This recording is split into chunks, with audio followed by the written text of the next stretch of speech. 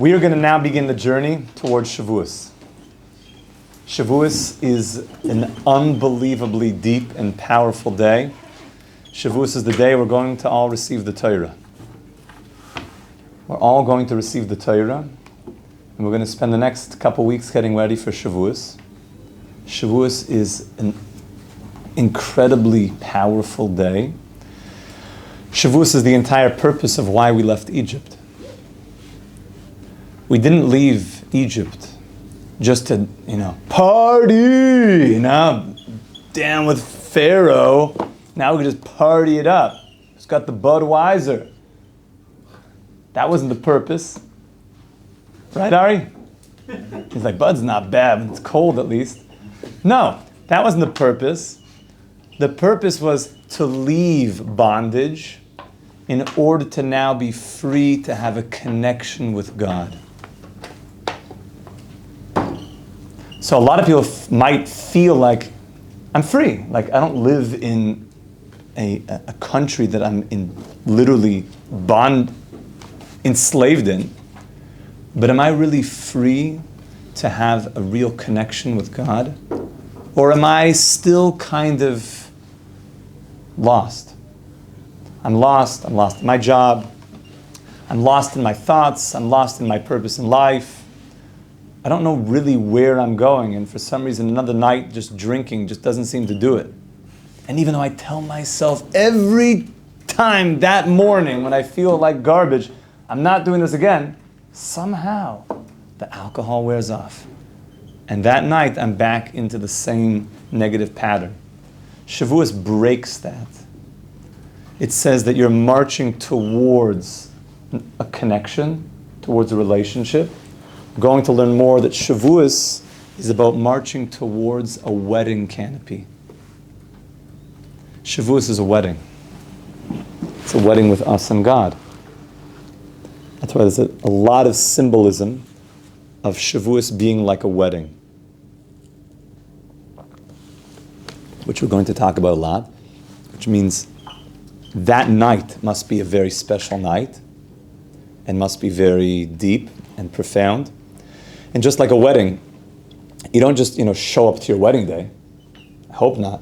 You see a guy, he's like hanging out, at the bar. Like, oh yeah, what are you doing like later? It's like, I don't know. Like getting married. Oh, what are you doing here? Oh, I don't know. I had an hour to kill before like the wedding. So, whoa, you're getting married tonight? Like you got stuff to do probably. You have to get in the right zone. So we spend from the time that we leave Egypt until we go to Shavuot getting ready for this marriage. So keep this as a general theme that it's going to run through the entire vibe that we're going to speak about as we get closer to Shavuot. And there's going to be a lot of interesting things that we're going to see on this night that's coming. I want to talk about one interesting thing that you may or may not have seen. And for 5 minutes or so, describe a little bit what that's all about. Questions? So the thing that you may or may not have seen in your life is we're going to show up to shul on the night of Shavuot, and you're going to see the shul is going to look different. It's not going to look like a regular shul that you're used to. Anybody know what's going to be different when you get to shul on Shavuot?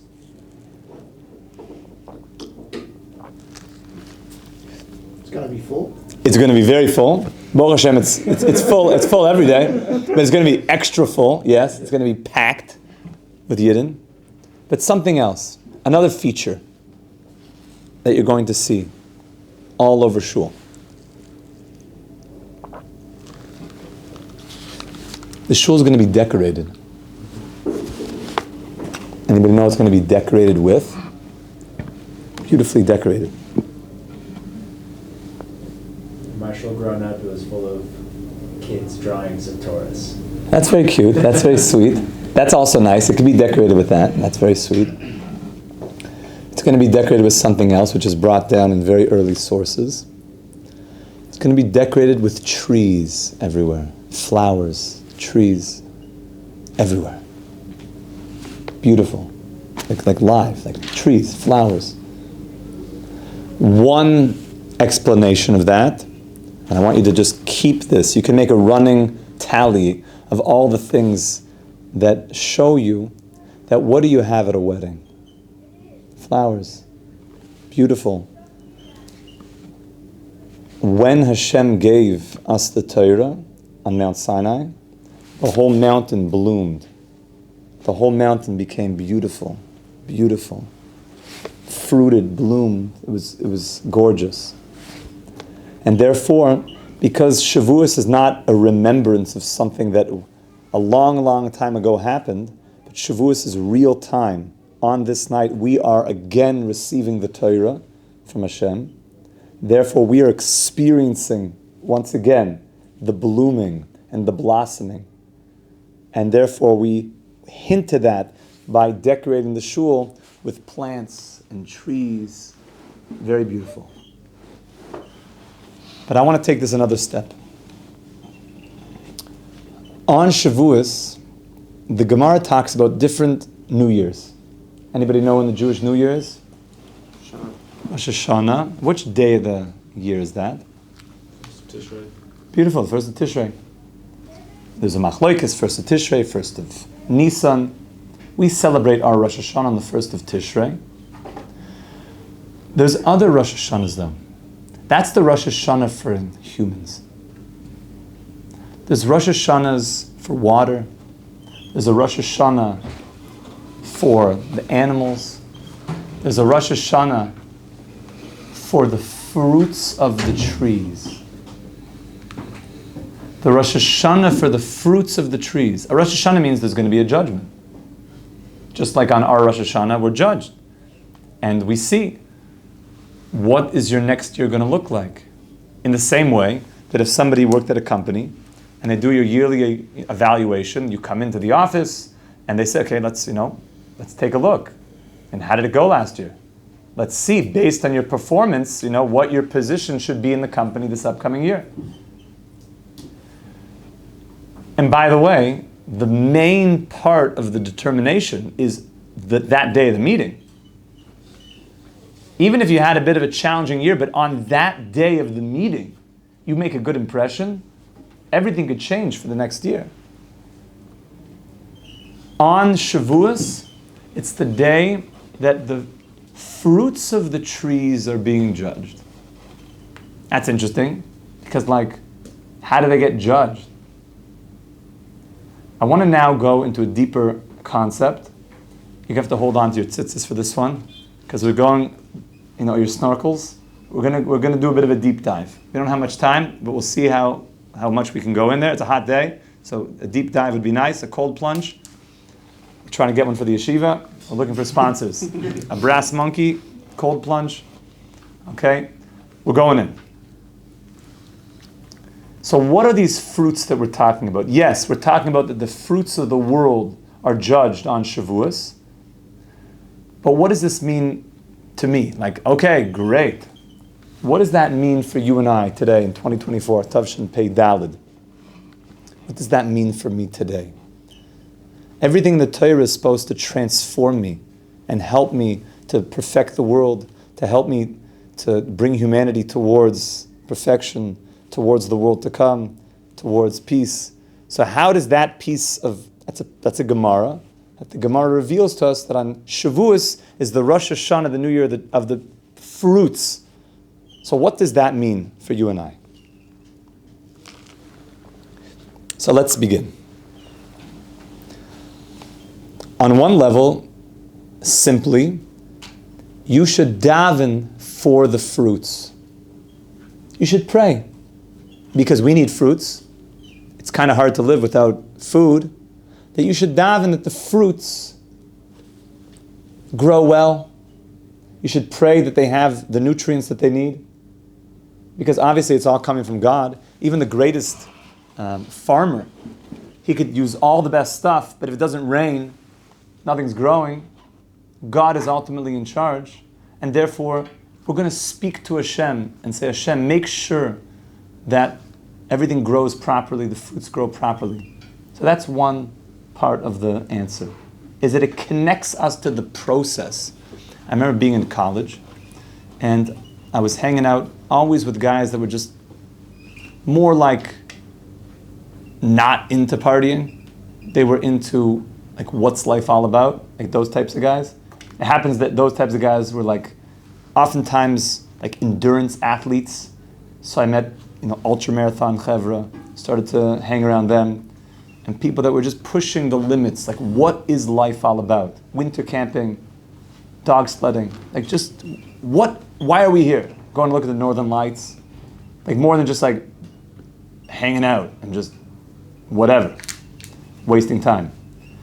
And I remember one time we were just sitting there and we were just talking about life. And I remember I was thinking, we had some local micro brew beer, like the local stuff. And we were talking about, like, where did this come from? It didn't grow in the beer tree. It didn't grow in the supermarket. Like, where did this come from? And we started to trace the story back. Like, it's wheat. Like, where did that wheat, what field was that wheat from? Like, where did that wheat come? Where are those hops from? Where's the water source of that? Is it chlorinated? Is this purified water? Is this spring water? Like, who's the guardian of the water? Like, where did this come from?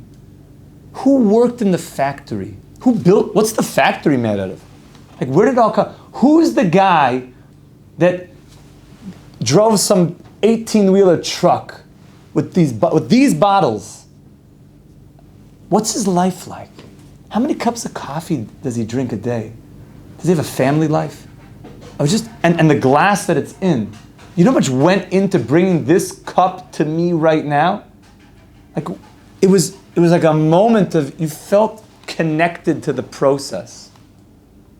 You felt way more connected. And for a Jew, it's very important that you don't ever feel disconnected for where things come from. But we take it even one step further. We're even davening for the success of the process. We're bringing God into the equation. That at the top of it, God is there helping every single part of the process. That's why I remember feeling connected to this idea, and I started to meet more and more farmers that were into like farm to table, like very little distance in between. And my brother was very big into this.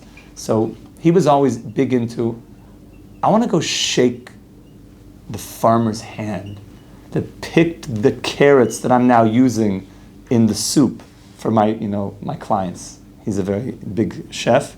So I want to shake his hand that still has earth on it.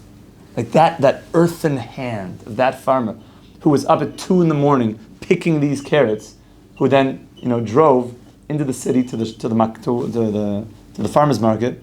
And I'm now tonight, don't worry, he'll wash off the dirt for all his clientele who don't appreciate the dirt, but my brother does, and I do it, to shake that farmer's hand, is feel connected to the process, as opposed to like very long, big question mark. Okay? Where did this come? Who knows? We don't even know where this is coming from. So what the Jew is trying to teach the world is make sure you connect it all the way to the start. So that's point number one, is that we're praying for the fruits, we're connecting ourselves to the whole story. But I want to go another step. Okay, now we're going into the world of the Chasam Sofer. Okay? The Chasam Sofer says something important, and this is really going to take us into a much more spiritual dimension. That one of the things that we put in the shuls is fascinating. We don't put fruit trees. We actually just put the trees, mostly. Even trees that don't bear fruit. That's a funny thing. Why would you put trees that don't bear fruit? If this is the day of the new year, of the fruits, you should only put, fruit-bearing trees. Why are you putting, maple or, oak? Put something or pine, put a pomegranate tree, put something, dates, put something that's going to bear fruit, olives. Why do we put trees that don't bear fruits, he says? Fascinating. So he says a very deep thing. Anybody know what the word for tree is in Hebrew? So this eitz is another word for tree. And Ilan. Maybe you guys know people whose name is Ilan. It's your middle name? You know what it means? A tree. Oh, really? It means a tree. Ilan. And Ilan is a tree. You'll see, tree has a lot of deep meaning to it. And Ilan is a tree. And Ilan, which is an aleph and a yud and a lamed and a nun, sofit. And Ilan. What is the gematria of Ilan? The numerical value of Ilan. For the mathematicians, they're like, working it out. An aleph is 1, a yud is 10, a lamed is 30, and a nun is 50. 91. 91, beautiful. 91. Elon's got it. 91. There's two very, very important names of God. Very, very important names of God. That refer to God as He is beyond the worlds, and refer to God as He is here, running the world. What's the way that we refer to God as He is beyond space and time? Essentially the infiniteness of God. That's Yud Kei Vav Kei. Which if you break down Yud Kei Vav Kei, a Yud and a Hey and a Vav and a Hey, that breaks down to the letters of Haya, God always was, which means as far back as your mind can go. Like how many years ago was like the formation, the Constitution, in a Liberty Bell in Philadelphia, is that 1776? Like the War of Independence. Okay, keep going back. Let's go back to the Middle Ages. Keep going. Go back to the first temple, right, about 2,500 years ago. Keep going back. Go back to the time of King David. Keep going back. Go back to the time of the Jews in Egypt. Keep going back. Go back. Go back to Noah's Ark. Keep going back. Go back to Adam and Eve in the garden. How far is your mind able to take you? So God is way before that. He always existed. So how far can your mind pull you back? The answer is your mind is finite. But you're pushing your finiteness. So God always was. And the same God that always was is right now in this room. Exactly the same God. Which is the same God that always will be for eternity. That meditation is something that we do hundreds of times a day. Really, you're supposed to live with that all the time, ideally. Is that God is the infinite. That being said, we refer to God in this world as running things and in Yiddish say fearing ois, running the show, as an aleph and a dalet and a nun and a yud, which is the way we pronounce that same name, which is ado and then noi, right? So the essential idea is the same God that's in this world, running things, moving all the pieces, is the God that is infinite. So if I take those two names and I put them together, what's the gematria of a yud and a hey and a vav and a hey? 26. And what's the gematria of aleph and a dalet and a nun and a yud? 65. 65 plus 26. 91. Ilan. So there's something about the Ilan. We thought it's just a tree. What's a tree?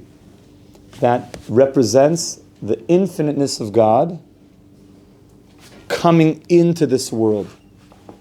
Okay? Let's now take that into how a tree is teaching us things. In the Torah, this spends a lot of time talking about trees. So let's speak a little bit more what that means. So the first thing that we have to speak out is that the Chasam Sofer says, a tree that produces fruit, it means that the tree, the Ilan, so to speak, has fulfilled the entire mission of taking, so to speak, the infiniteness of God and now it's coming into its purpose. And now it's concentrating the purpose into bounty, into something that can be actualized, life-giving. Infinite God into now a fruit, which is the purpose.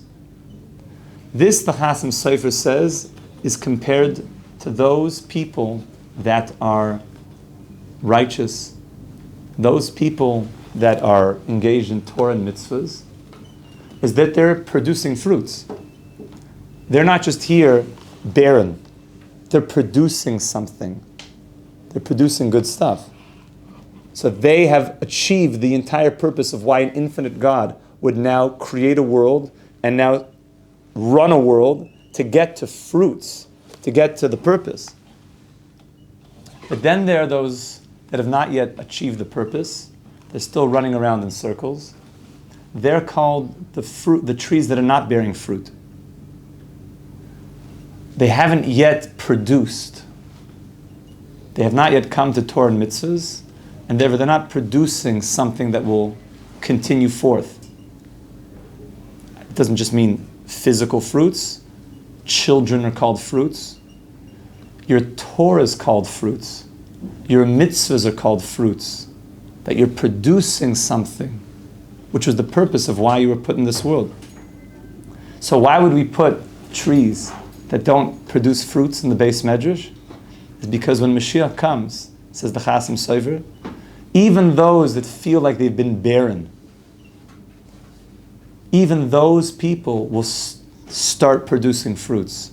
Even the non-fruit producing trees, even the pine trees, even pine honey and pine, bee pollen. You give me all. The pine has fruit, not the same as a pomegranate. An oak tree doesn't have the same thing as a watermelon, as a durian fruit. There's different vibes. But even the non-fruit producing, the barren trees, or the bushes, the thorny bushes, will produce fruits in the end. They'll produce fruits in the end. Because where will the fruit ultimately come from? From Torah. That's why the day of Shavuot, that's the day that you get the download. Am I going to be someone that will produce fruits in this world? Will I be an Ilan that will totally integrate Yud Kei Vav Kei, Aleph Dal Nun Yud, and then start producing fruits from that? The fruits are your Torah. Let's go a step further. I just got a question.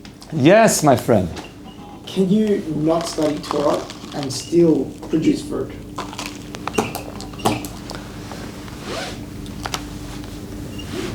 In which way? Like, I'm a nice guy? I don't know, somebody like the Lois. He's like a Sydney guy. He's one of the richest Jews around. I'm sure he gives a lot of philanthropy. So if he's giving tzedakah, then he's doing a mitzvah. He's doing a mitzvah. We said mitzvahs are also fruits. Yeah. Mitzvahs are fruits. Torah, though, is the fruit that you live on for eternity. So he might have a cup. I mean, I don't know him. I'm happy that he's doing mitzvahs. Yeah. I think I'd like you to invite him to Isha Torah.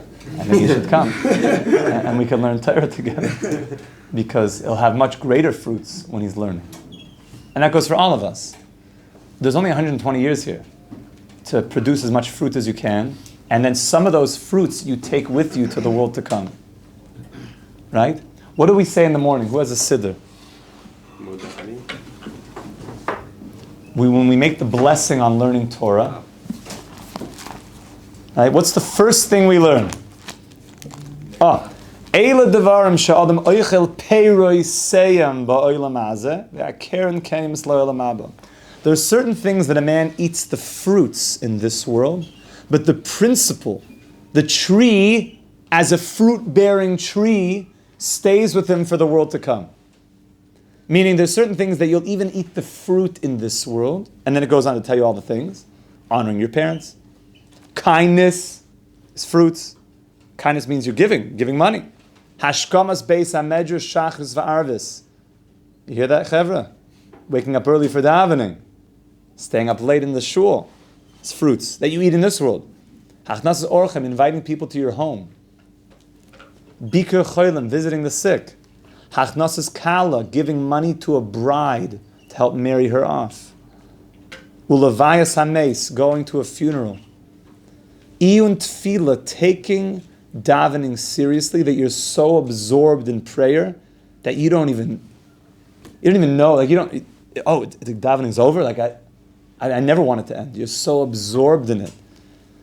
V'hava shalom bein odom lachaver ve'ish le'ishtay, and making peace between human beings, and especially making peace between husbands and wives. Anybody who could be, like Rabbi Willig says, the love doctor, if you can make peace between husbands and wives, we consider that one of the greatest gifts to help make shalom bayis. That will be not only that you'll get great benefit for it, but of course the couple, there's no greater blessing than have marital harmony. But that person who's helping with that will eat fruit in this world and have the principle, the fruit-bearing tree that will produce eternal fruits for eternity. So these are the fruits. So on Shavuot, you get the Torah, which teaches you how to grow trees that bear fruit. How to grow trees that bear fruit. And this is fruit that has a seed inside of it that creates more trees. Like I one time heard very beautifully. It doesn't take a big chacham, it doesn't take a very wise man to count the amount of seeds in an apple. Right? Just open up the apple. How many seeds? 14, 15. But who can count the amount of apples in a seed? If your seed is rich, is fertile, it generates more and more. There's no end. There's endless what you could produce. There's no end. So you have to know, though, how to generate seed that's fertile seed. The Torah teaches you how to live that life. This is just step one. I want to go much more into the tree. This is really like, we did not even 1% of what I wanted to do today. Step one of what the trees are. So on Shavuot, in summary, you're going to see trees everywhere. We said one part of the story is we're davening for the well-being, that there should be fruit in the world. It connects us to the entire sequence of experiencing and tasting those fruits. But then we said deeper is that God, the Infinite One, is coming into this world, creating, and He wants us to connect the infiniteness of Hashem into this world, and that's an Elon. And the purpose of such is to make fruit and to help other people produce fruit. The fruit that they're going to have in this life, which is the Torah, which will give them happiness. But then the fruit, which will be their mitzvahs and their Torah that they'll enjoy for all eternity. Okay, this is step one. There'll probably be a couple parts of the tree part of Shavuos. Until we move to other parts, we have to talk about all the dairy that we eat on Shavuos. That's its own idea. People know the cheesecake holiday. No, it's not. You're right. We eat, some dairy, but it's not the cheesecake holiday. It's just one time. All the guys are like, that's how I grew up. That was all it was and nothing more. Okay? There's much more to that, but it includes that. We should be Zaycha Mamish this Shavuos to be celebrating in the third Beis HaMikdash with all of humanity in the Gewaldige Simcha B'siyat D'Shmai with Mashiach Tzidkeinu B'mehera V'yameinu Amen. Have a wonderful day, my friends. Kol Tuv.